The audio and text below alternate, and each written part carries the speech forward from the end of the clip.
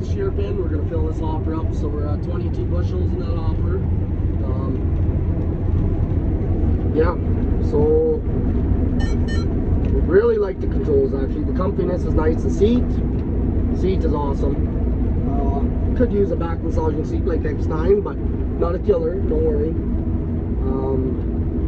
Yeah, this straw's tough. I don't think it'd be far off in the X9. It might not. It's not far off for sure. That ideal 10 would be,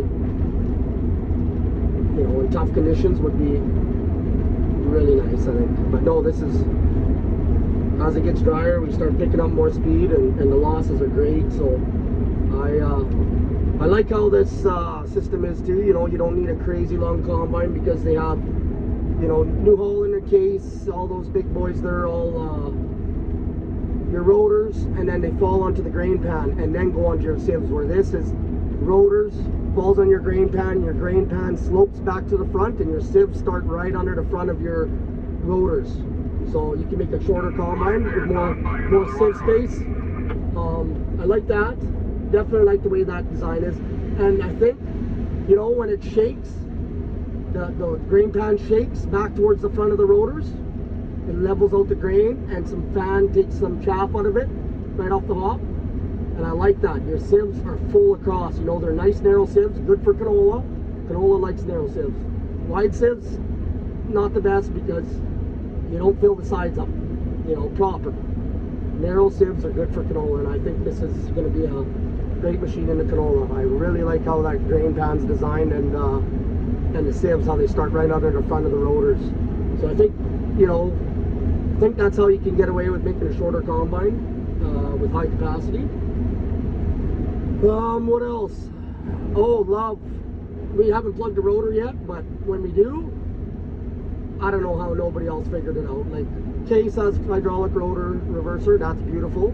But if you're not hydraulic, I don't know how, it's just like a snowmobile electric start. You got your clutch, and on the inside of your clutch you got a rain gear, and then you got your start motor. That's exact same, your start gear, that's the exact same as this, just rain gear on the inside of the clutch, and a hydraulic motor that hits that rain gear, and then you can go forward, backwards on the rotor. Very easy. I don't know how nobody's ever figured that out. Blows my mind, but we haven't had to use it yet, but we tried it out just to see, and it works. Yeah. Chopper, she's chopping it, blowing it the whole, distance of that 45 feet. Really like that. I love the fan. Every about 10-15 minutes, all of a sudden you see a cloud of dust, and you hear it if you're outside, and fan kicks in on reverse. Beautiful, beautiful. And yeah. So the more I run it, I don't know. She might be ideal 10 maybe. She's a nice unit. I like it. What else? That's about hydraulic ladder. Beautiful. That's another thing that's, just a nice little extra. Yeah, other than that, she's